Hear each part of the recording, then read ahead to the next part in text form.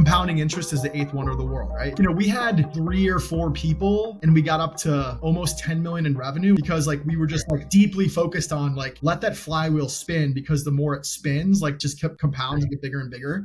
Creating a good product as a newsletter. How do you think about that? It's intellectual curiosity. At the end of the day, it's like if you are a really smart, thoughtful, intellectually curious human who likes to learn and then also likes to help other people learn, that's the secret sauce for us. Well, man, let's talk about 1440 because y'all have like I was on your site just now, 3.5 million subscribers as a newsletter. And for people listening, Tim runs one of the biggest newsletters on the internet today. I believe it's one of the biggest. Correct me if I'm wrong, Tim. 3.5 million subscribers. Man, so what our listeners love, I did an episode with Matt McGarry actually a couple months ago. You know Matt, I'm sure. Yep. And that's one of our best episodes, believe it or not. Cool. People loved it. We got into like the tactics of growing a newsletter, what's working, what's not working. So I'm like, you know what? We should run that back and like think about if Tim were to start a newsletter today, how would he do it? Because now starting a newsletter is the craze, right? Like Beehive, ConvertKit, all that fun stuff. So I would love to hear from you, man. Like, how would you start a newsletter today if you were to do it again? And I'm sure that's like the magic question because it's a lot. I'm sure it's a lot different than when you started 1440. Yeah, it's definitely different now. So, I talk to a lot of like pretty green entrepreneurs that are trying to build newsletters. Yeah.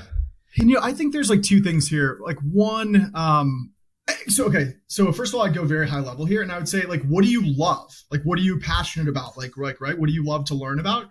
Because, any company, but specifically newsletters, like you have to put your heart and soul into the thing for like a decade before it actually starts like tipping and like, these like flywheel business models, which I can walk you through how that works shortly. But you have to just love what you do. And like, if you're not covering something that you absolutely adore and like look forward to every day, like you're just not going to make it, like, because you just have to have the grit and the hustle to like get through it every day. And it's like very tough.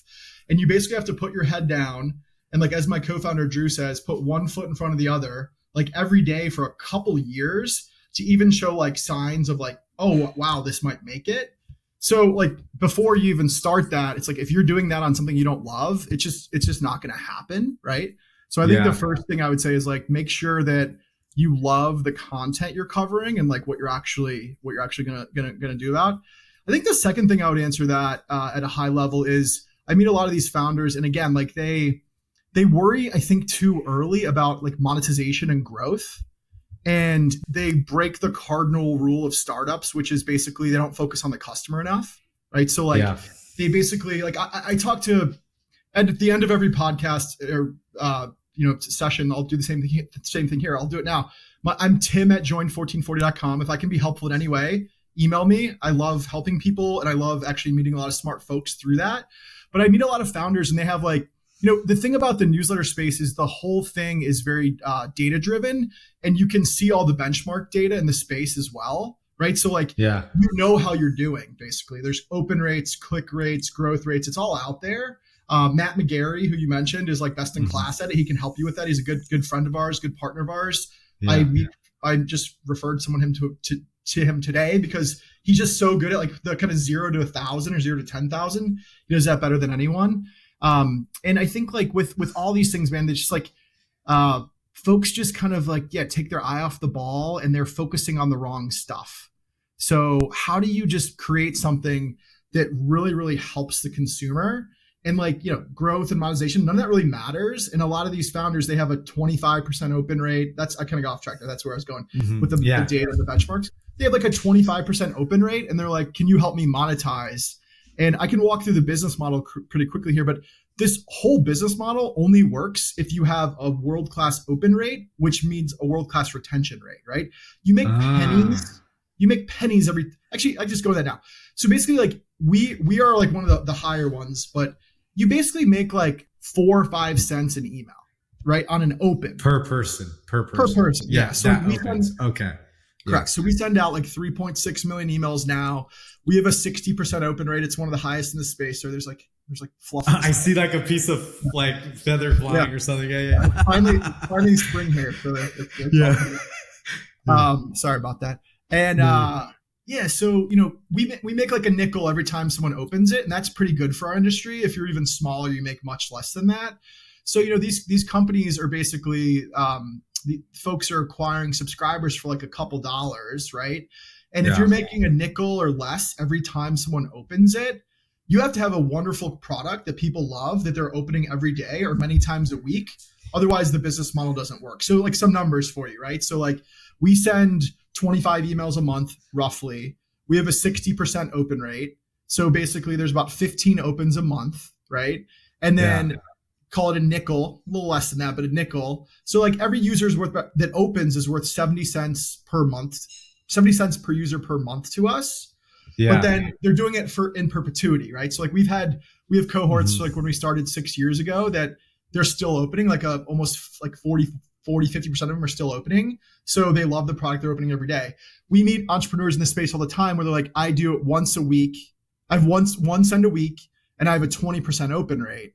And you like do that math and I try to walk it through. It's like, hey guys, so like you're making like 2 cents a month or 3 cents a month on your subscribers.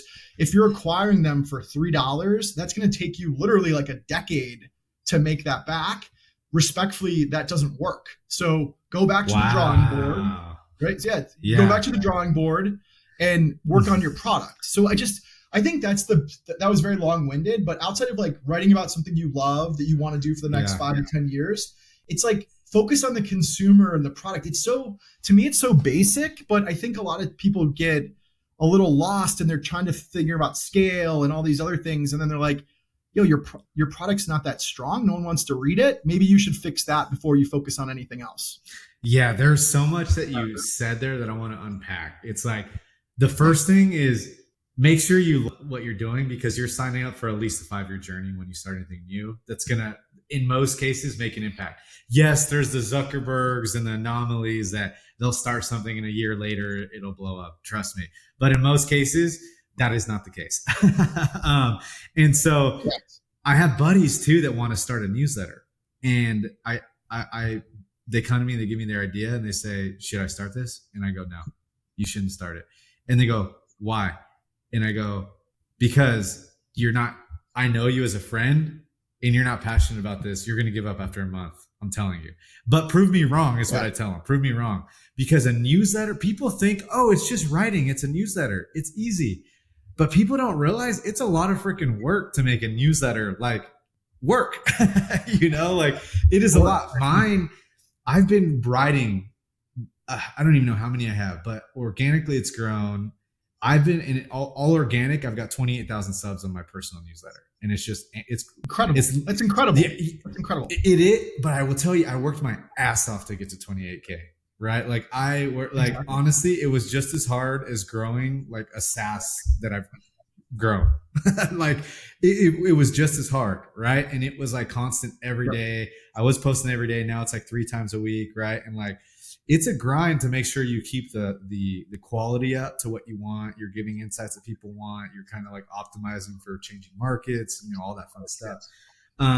But it's a lot of freaking work, man. And I don't think people realize that until they start and they're like, wait. And if they knew the business model that you just mentioned, which is you're only getting a nickel per open in general for those people, that's crazy, right? That is crazy. Yeah. And so now let me go back to you. And I know you're mostly monetizing through ads, right? But, and so if we're looking at the ads kind of business model, it's a nickel per ad. Now, have you guys tried doing anything like courses or selling like maybe higher ticket, like low or medium or high ticket offerings within the newsletter? And then like, how does that change everything? And this may be kind of a nuanced question, but I'd love to kind of hear that because I feel like that's a better opportunity for people to like push their other stuff, right? Yeah, agreed. And some folks do things way better than us. Some things way better than us. This is a good example. So we have a premium product, right? So it's like ad free and you get a few more features and that's $10 a month. We have a couple thousand subscribers there. So it's like tens of thousands in revenue, but not huge for us. So we've tweaked that and looked at it, but it kind of really doesn't move the needle that much. Yeah. So we don't spend a ton of time on it. We've explored the courses. We don't have like a B2B. Well, so it's interesting. Our audience is kind of B2B, but it's not like niche-y around a certain topic where like they're all looking to, if they're, like Matt's a great example. Yeah. Like he's all of his traffic is like folks that are building newsletters. So if I think he did one of these recently, a class on how to build a newsletter. It sold out in like, a couple hours. That makes a lot of sense. With us, our audience is very broad. Actually, can I go into that? Our audience. Yeah. Let me hear that, how you think about that. Cause that's interesting too. Yeah. Yes. Okay. So like, I used to, before this, I worked in private equity for about a decade, investing in like rapidly growing businesses, technology companies mostly. My co-founder, Drew, it was a $20 billion, big private equity fund. My co-founder, Drew, was a PhD scientist that worked on Capitol Hill. Believe it or not, one of his jobs was basically like distill like really sophisticated documents, like science documents down for folks on the Hill. So he's a super sharp guy. We're buds, and we basically had the same problem. It was like, we're smart, we're busy professionals, we don't have a lot of time. We want to learn across all the different topics. So like sports, politics, technology, culture, business, right? Like all these different things, but even like fun stuff like fall foliage schedules and Michelin stars and it's like cool stuff. Interesting stuff. Yeah. And we just basically felt like as a busy professional to do that took like hours. You had to go to 20 or 30 different sites, right? It was just like, there's too much going on. Yeah. So basically in a world, like by design, media is very niche-y, kind of to our previous point, right? There's like politics and like, private equity ones and crypto one and all these different things. And we basically said, who's kind of the inch deep, mile wide provider in a world the opposite? Yeah. So basically who's giving you everything in one place? And like by everything, like we don't of course mean everything, but like, so we have like a lot of doctor, banker, lawyer, consultant types. And what we find is they like, if you're a doctor, you read like the New England Journal of Medicine and all the like the medicine, content. But so you don't come to 1440 for the science section, but you do come for politics and business and technology and everything else. Yeah. And ditto, as like a former private equity guy, you don't come to the 1440 for private equity insights or the business. Like it's pretty basic for like deep experts, but they come for everything else as well. So we felt like everyone was like niching so down so much that you couldn't even just get like a very high level overview of what was going on across all the different verticals. Yeah. So that was like our original pain point. It's like, we want to know a bunch of stuff. We're smart, intellectually curious people.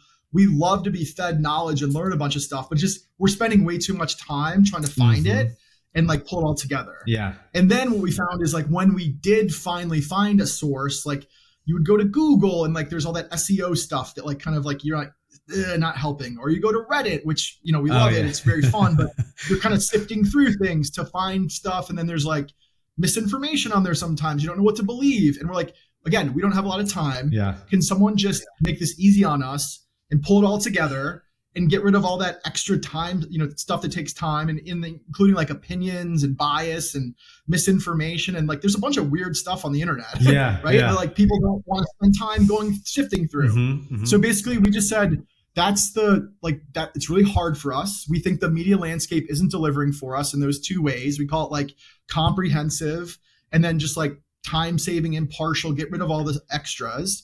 So we basically started a newsletter 7 years ago. We had 78 friends and family, unsure if anyone else cared, right? We MVP'd it, minimum viable product. Everyone knows that, right?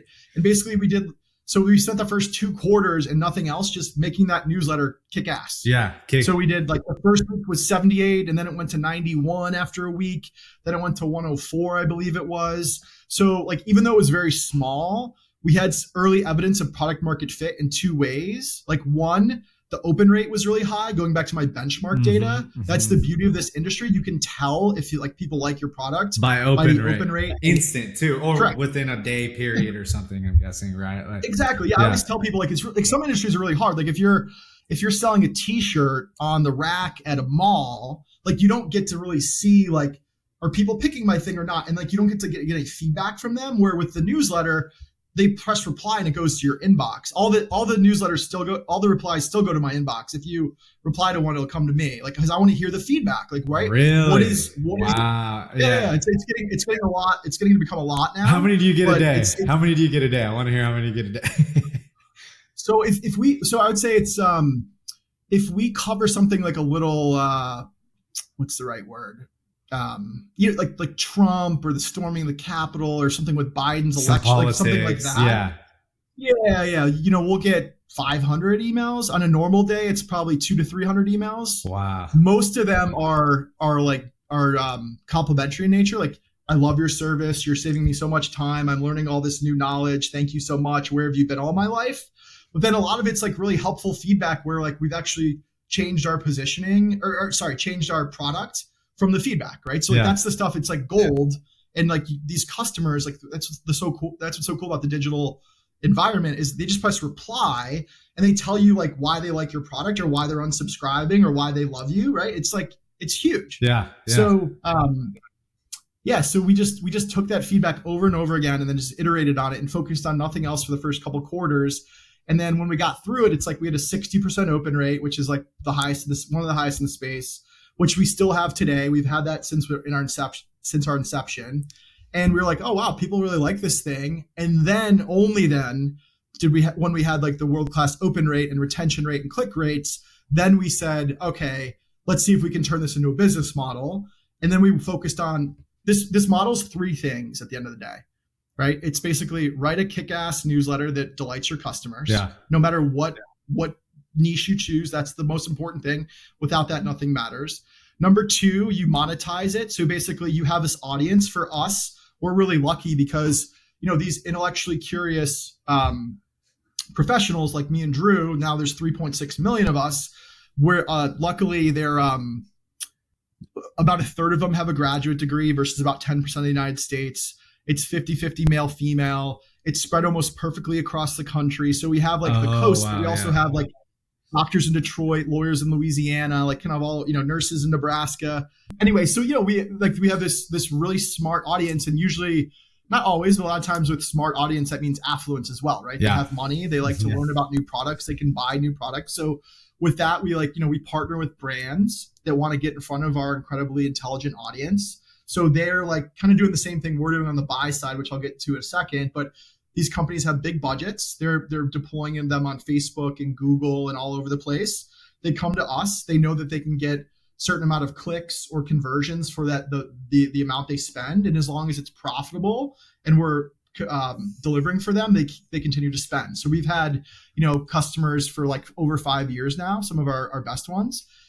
So that's two. So it's monetization. And then the third one is, we try to keep our business really lean and mean. We like to focus and not do too many things. I think a lot of companies, especially in media, try to do way too many things, and they have a lot of mediocre products. We have one product. All of our attention goes to that, and we focus on it so we can deliver world-class to our users. Yeah. And then we basically just take a majority of our revenues, and we reinvest them back into growth. So basically, this is called like a flywheel business model that Warren Buffett always talks about these. So we basically, we're out acquiring new subscribers as well, because we know, to my earlier discussion on unit economics, the kind of 70 cents a month, we know how much they're worth to us.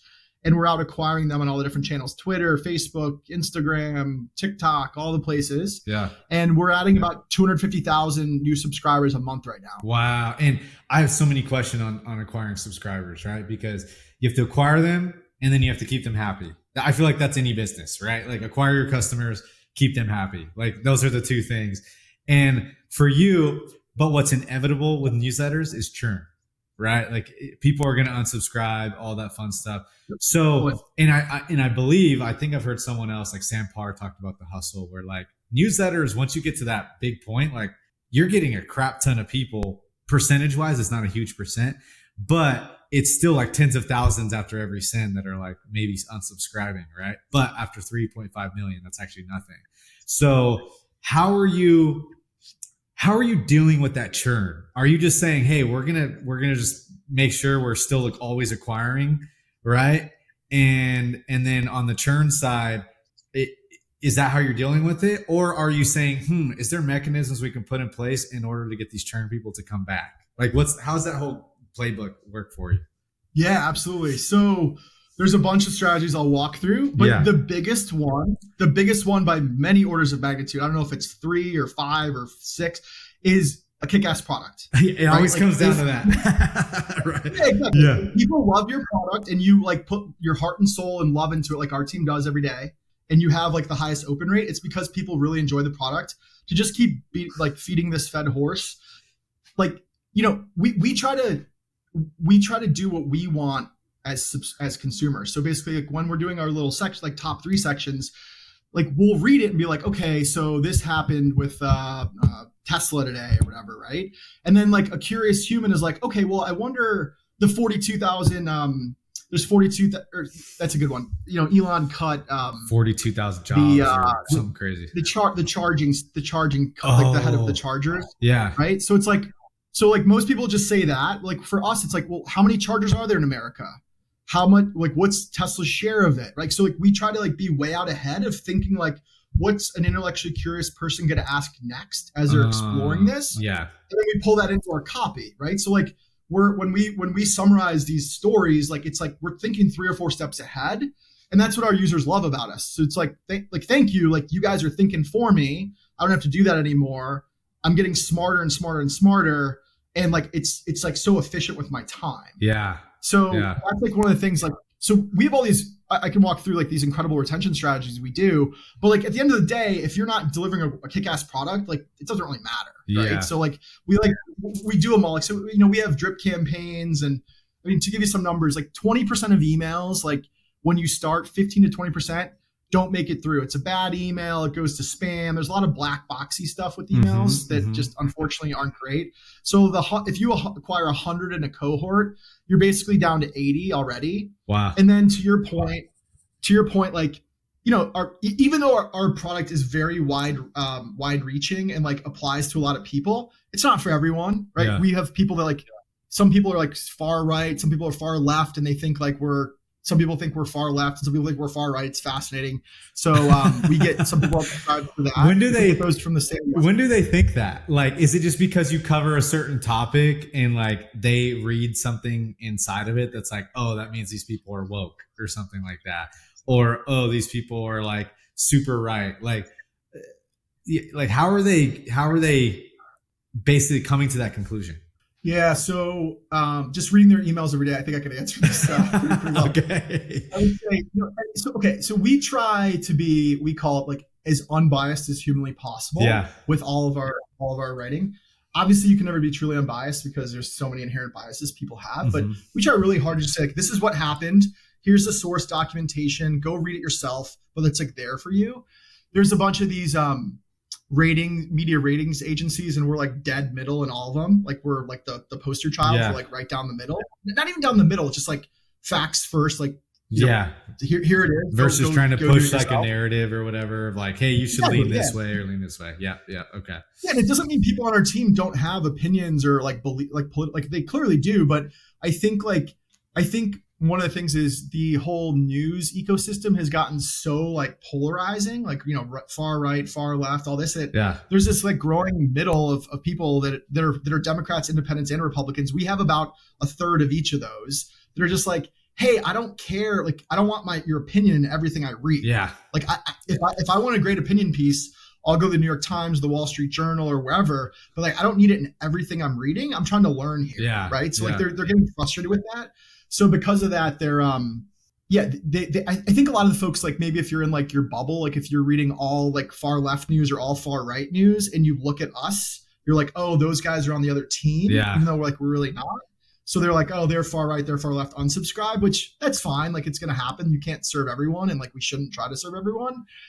But so what happens there is like those folks will unsubscribe. Some people, it's just, you can't be all things to all people, right? So we see like going from 80, so the 100 goes to 80, and then the 80 goes like in about 2 months, it gets to about like somewhere in the 50s, and then it flatlines in a good way. Yeah. Flatlines not like game over. Flatlines like it, we see product, that's like evidence of product market fit in a chart. Yeah. Right? Yeah. So like over half of the people that give us a shot read us forever. Yeah. Wow. And then like you deal with some little, which is huge. Like there's some little stuff like, technical retention. So like, people change jobs, or there's spam filters. We worry about all that stuff too.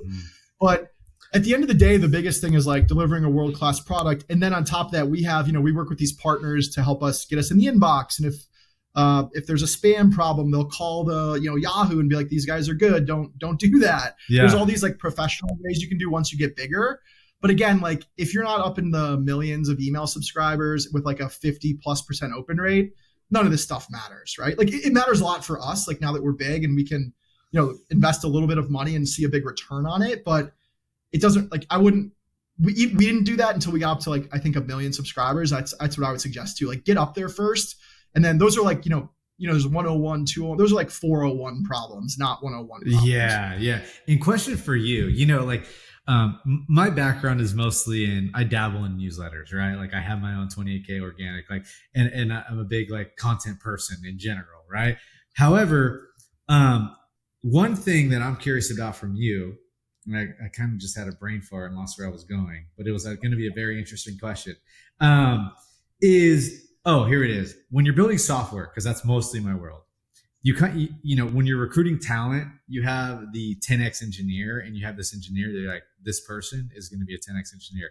What is that in for the newsletter? Is that your copywriters, and that's like finding just the best copywriter? Like, what's that 10x kind of recruit you're always trying to make to keep making your product better, right? Because your product is a lot of writing, it's imagery, it's a newsletter, but within that, first principles, right? It's copy, right? And it's personality in a way.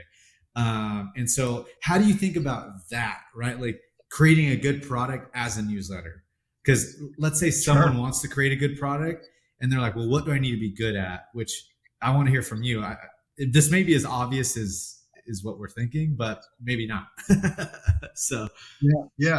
I'm going to sound a little bit like a broken record, but I think it's truly understanding what your demo wants and then being so intellectually curious and like in love with that topic that you're doing all that exploratory work for them. Got it. And so like that's really, it's intellectual curiosity. So like we've had some writers like one go, and we haven't lost an employee in 3 years, which we're really proud of, because like, we try to build like a really good culture here, which I would love to tell you more about later. But at the end of the day, it's like if you are a really smart, thoughtful, intellectually curious human who likes to learn and then also likes to help other people learn, that's the secret sauce for us. Yeah. So it's like, someone can go away, because if your heart's not in it and you're just kind of like, oh, here's some links, put them in a website and shoot it out, like that's not going to work. Yeah. Right. You basically need to put that extra layer of like thinking multiple steps ahead. And I think that comes from curiosity at the end of the day. It's like, I'm trying to learn about Bitcoin or cancer or the Fed, whatever. And it's like, I'm really curious about this. So I'm going to go the extra mile and learn about this for a couple hours. And then I'm going to come back and say, okay, I went down this rabbit hole and this is what I learned. And I'm going to help other people learn that too, but saving their time doing so. And so they don't even have to be necessarily copywriters is kind of what I'm hearing. It's just like an intellectually curious person that would go want to find these little nuggets and then put them together for someone to read. Right. And I'm guessing then there's an edit. And, this is Nube's question, right? And then as a big newsletter of 3.5 million people, you maybe have an editor that like edits the people's writing, right? To make sure it's like on par with like what you typically put out. I'm guessing that's kind of the process there. Yeah. We have a wonderful copy chief. Her name's Ashley. She's been with us for almost 4 or 5 years now. So she's making sure, she also writes for us too. She's super smart, super intellectually curious. But so at the end of the night, she's making sure everything is, copy edited and looks perfect. Yeah. But interesting. Okay. Yeah. The big 10Xer is intellectual curiosity. Really? And you've had these people for years, so you're doing something right. And I want to get to that. But with that, how did you like test for that? You know what I'm saying? Like when you're because when you hire a writer, it's a big deal. Like, it's like, hey, this is going out to 3.5 million people a day. When I ship a new feature or something, yeah, it's going out to new people, but it's like one little thing that like, you're lucky if like everyone clicks on that one thing that you maybe pushed this week. Right. But for you, like, how did you test for that? Cause that's what I'm curious about. Yeah. So, we've only, let's see, many people have actually written the newsletter. There's like 5 or 6 people that have written the newsletter. So it's not like we hire someone and then like they're writing it the next day. Yeah. But when we're doing the interview process, it's like, it's basically like a dry run of what they would do here. So like, you could be like, Uh, go study, Alzheimer's and summarize it for us and show us the best links you found. And you can feel it. I know this sounds crazy, but this is what I feel in my inbox every morning. It's like you can feel the love someone puts in the product because they're intellectually curious and because they love to learn and because they love to help others learn as well. You can feel that in writing. yeah. And that's what we have, in my opinion. I think 3.6 million people agree with us. We have that in our writing. So when we're like trying to onboard or hire a new person, you can like see if they have that by them doing the work. Yeah. Yeah. Interesting. So yeah, you have them kind of try it out first, give you a piece of writing, and then you're like, okay, this person like definitely went down the rabbit hole, did it all. And now I'm guessing that might be harder to test with like GPT, or can you see right through GPT at this point yourself? And do your writers use it? Do your writers use it maybe for no, we never use it. So we're using automation to help us find more interesting things to read and summarize. But like we think, obviously AI is like going to completely change a bunch of industries, and we think content's one of those. But yeah, we still think that there's like magic in like the human curation and like humans going out and finding things and learning things. If you go on ChatGPT and you say like, find me the best, so it's incredible at summarizing. If you say like, I want a 101 on X, it's incredible at that. It's not that great yet, keyword yet, at saying like, show me, I want to learn about the Fed. Show me the best links possible that a human would find fascinating. It's not great at that yet. Got it. So like it's coming, and like I'll probably watch this in a couple of years and laugh that I said that, but it's coming. But right now it's not there yet. We still think there's a lot of value to like humans, like the human curiosity, and humans learning and reading and like coming back and saying, because even like we find these articles that do really well will be like like a human interest piece on like Alzheimer's as an example. Like we've like covered Alzheimer's lately. Yeah. And there's like this piece we found where a guy is going through Alzheimer's disease, and he writes this piece about, do I have an identity if I'm losing my mind? And it's this beautiful piece like that makes you think about your whole life. And wow. I'm going to read that actually. I don't think you find. Yeah. I'd love to. I'll send it to you with the deep dish pizza. Yeah. Yes. I love it, man. I love it. Yeah. Yeah. So like, stuff like that, like we like, it's not, that's the stuff that like currently that the big AI misses. And we still think that's beautiful, and humans do that really well. It doesn't mean like we're not going to use technology to help our humans be better workers. Like obviously we'll do that. Like that's a tale as old as time, but we still think there's like magic in like the human curation and creation of our content. Yeah. I still think, and I can look at stuff and pretty much be like, okay, this is GPT. It has like a certain, it has like emojis, and like it tends to say a lot of the same words. I noticed like a mirage, like it uses that word all the time. Whenever I see someone has mirage, really? Okay. I'm like, that was GPT written, right? Like there's little, because I played with it so much, I know, right? That by having used it, right? And I use it just to say like, write something, and then maybe it'll give me good ideas to use, and then I take and kind of write myself. So I use it more for like creativeness of like, oh, that's a good point that I maybe missed, right? Or that's something, or I like that line, right? The way they use that analogy or something like that. So I will use it in that capacity for little areas of my newsletter, right? Where I'm like, oh, okay, I'm talking about this like go to market, how do you use courses to scale a SaaS business, right? And then I'll like write it out, bullet it out, and then I'll be like, I think I'm like, there's something here that I'm like trying to compare this to, and I'll kind of give it a blurb, do it. I'm like, oh, this is a really good way to kind of like put at the beginning or whatever. So I will use it for that versus like just saying, hey, write me my whole newsletter, right? And like where that, I definitely don't think it's there, right? I think it's more of like a creative kind of like workspace to like, spark some ideas versus it is like write the whole newsletter. But again, that may change too, right? So exactly. That may change. Now, Tim, I got a question for you, man. If let's say, I love hearing about the cold start problem that people have, like right when they're starting something, right? Like, w- was this just like, you mentioned it, you know, it takes years to build something great, but how did you essentially figure out how to get momentum with this thing? And I kind of want to take it back there. Like, did you just know, hey, go to straight paid ads, or like, what did you do to get momentum? Right. Cause that's what everyone's looking for after they're doing that thing every day, day in, day out. And then you finally start to feel it. Or was it just small and gradual? Like, what was that for you? Yeah. So different folks approach this different ways. The way we thought about it was so we knew we had product market fit with our newsletter and people liked it. And we saw the data and retention there. We knew that. So then we de-risked the monetization. We saw that, people wanted to buy we could sell ads against our newsletter. Mm-hmm. And then we saw that we could use those profits to generate more and create that flywheel model.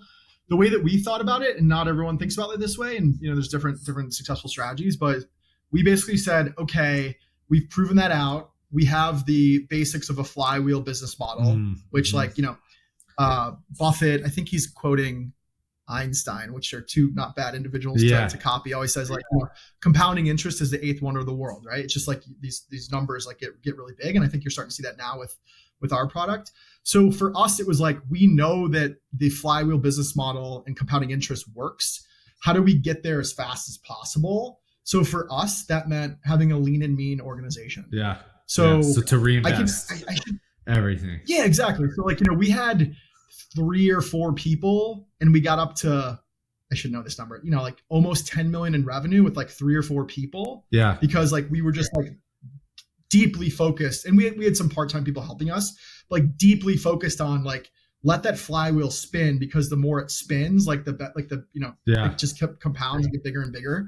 So I think a lot of companies, what they'll do early on is they might say oh, we have evidence of product market fit. We have 50,000 newsletter subscribers. Let's do a podcast. Let's do this. Let's do that. And we were like, well, all the contribution margins coming from the newsletter, and we want the flywheel to spin. Keep the thing lean and mean, and focus on nothing else, and just let it spin. And put don't complicate the business. Don't overinvest. Don't try to do too many things, and just get to the point where that thing can spin as fast as possible. I think one of the benefits we have to our earlier discussion, because we're up here, right? We have a very large total addressable market, or TAM. So if you're doing that we think our TAM's 50 to 100 million Americans, because it's busy professionals. They're across the country, across political ideologies, male, female. It's a big market. If you were doing that for Austin, Texas car enthusiasts or whatever, there's only, I don't know, 10,000 of those, right? So it might not make sense to do that. But for us, we knew that the TAM was so big. So we're keep it lean and mean, keep it focused, and just get that thing spinning as fast as possible, and just let it go. So that's what we did, and just didn't focus on anything else. The lesson there is focusing on one freaking thing at a time, right? That big lesson there. And I think I fall to that and make mistake all the time, where I'm like, oh yeah, I'm doing the newsletter. Now I'm going to do a podcast. Now I'm going to do this. Now I'm going to do this. Right.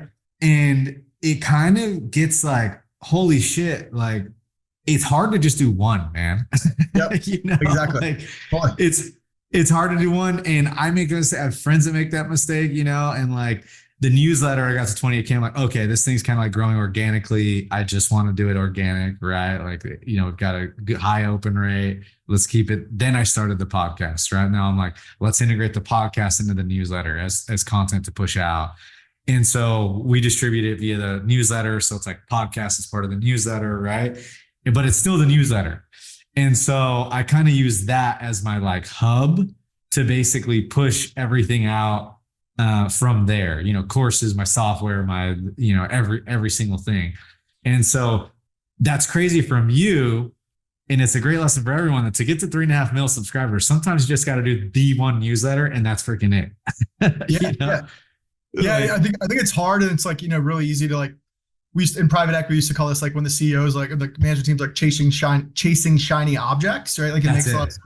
Yeah. But if you look at most companies, the big successful companies, they really don't diversify their products until they're much, much larger. And even when they, you get bigger, like Google, like is it 85% of revenue comes from search, right? Like they focus most of their stuff on that. They're doing the special projects and everything else now, like because it's come from Yeah. that like 10% time. But it's like most companies are all the power comes from like having one world-class product in a big total addressable market, and they just like let it grow into it.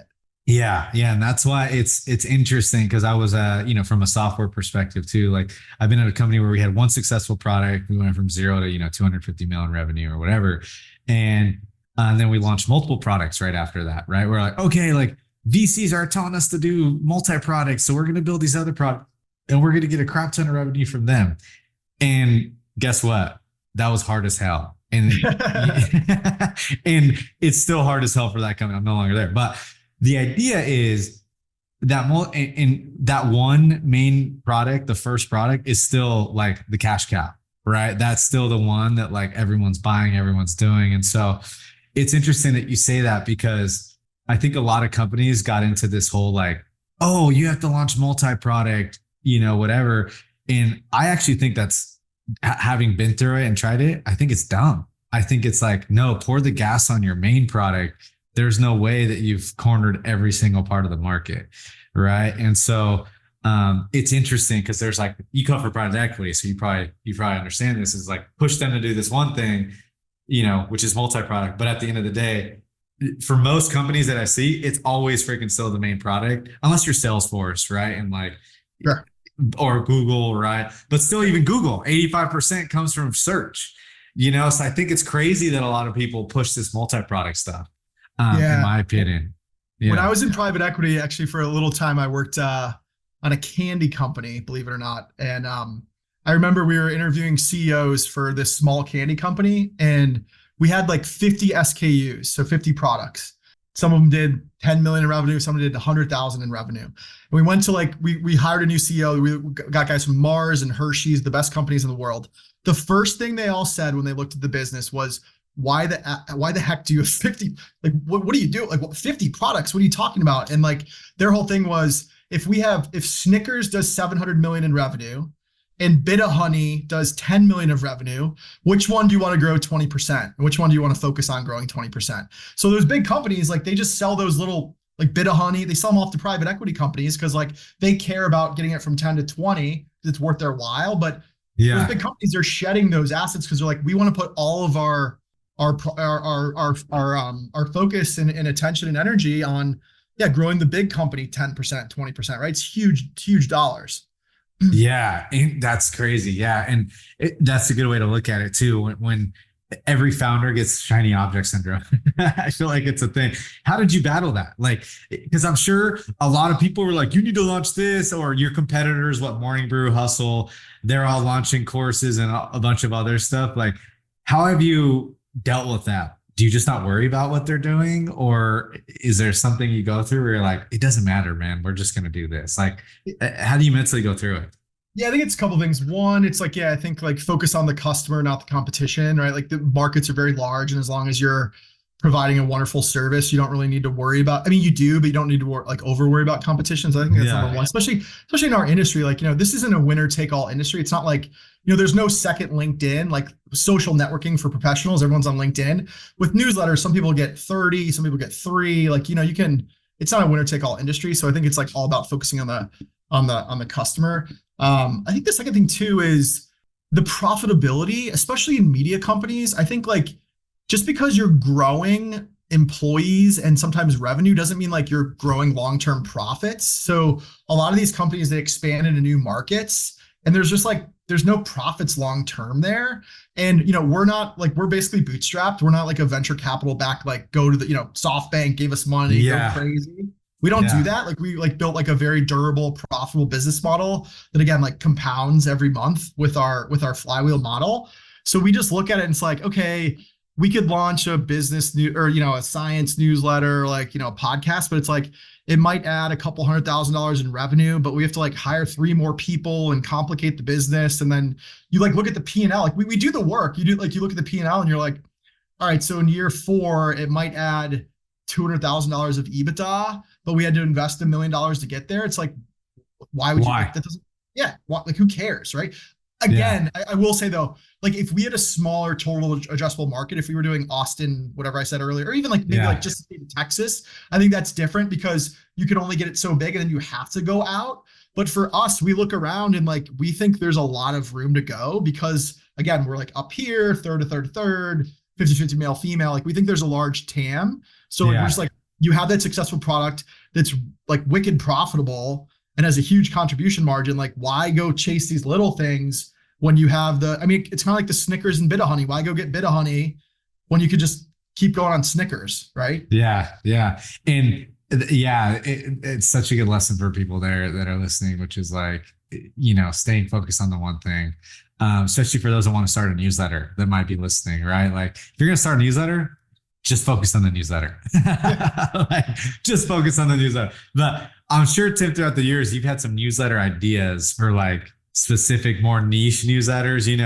There's some for gardening. There's some for every niche you can imagine. Someone has a newsletter for it. What are some newsletter like business ideas you've had? Or some newsletter ideas you've had that like you're not going to execute on maybe because you're like, no, we're focused on this. But is there anything out there that you're like, oh, this would be a good idea? Yeah, it's a great question. I mean, so we are working on something else. We're still in the works. I'd love to come back on and tell you about it more when we're ready. But Yeah, yeah, it's like it's a much we think it's a bigger TAM. It's what we do well, but it's like going bigger. So it's like not like little stuff. Um, yeah. but yeah, on the like the smaller stuff, I don't know. Like to me, this industry is very similar to like newspapers and magazines in 20 years ago. So I still think like you mentioned gardening. There's a cool one like Epic Gardening. This guy Mm-hmm. Kevin something recently Plant started. Daddy or something. Was that Plant Daddy? Is that the guy on I, Twitter named Plant Daddy? No, I, maybe not. I Maybe can't not. remember, but like I just to me it's like I think there's I don't know what they are, but I bet you if you went and looked at whatever like the magazine circulation numbers were, and I'm totally making this up in 2000 not 2001 or like kind of before the internet hit, like what do people that stuff really doesn't change, right? Like obviously like AI newsletters didn't exist 20 years ago, but like people's passions, gardening, reading, romance, novels, all these things, like I bet you there's one that hasn't been cracked yet, where it's actually a very large total addressable market with maybe like 5 or 10 million people that really like something, and it's the same thing. It's just all this information all over the internet. It's hard to you're spending too much time going to get it. Could someone just pull it together for the audience so that they love, and you're serving the folks that love that same audience? They can feel that love in the product every day, and you just pull it together for them and help them save time and learn a bunch of cool new stuff. That's what I would suggest. I don't know. I bet you Matt McGarry has some of this, but I don't know if Yeah. anyone's ever like done that. Like it's almost like a white space analysis of like every like human interest on this side and like like how large the TAM is and like has it been done. There's definitely some white space in there. I just haven't done that work. Yeah. So I actually can't think of any right now, but I see them all the time. Where I was talking to someone 2 weeks ago, I forget exactly what it was, and I was like, "That's really cool. I've never seen that before." I see most of the newsletters. So it Yeah. sounds like a really interesting space. Like I would definitely spend some time there. Yeah, yeah. For me, oof. So I'm gonna say this, but and you know what? We're gonna say it because we like to give ideas here too.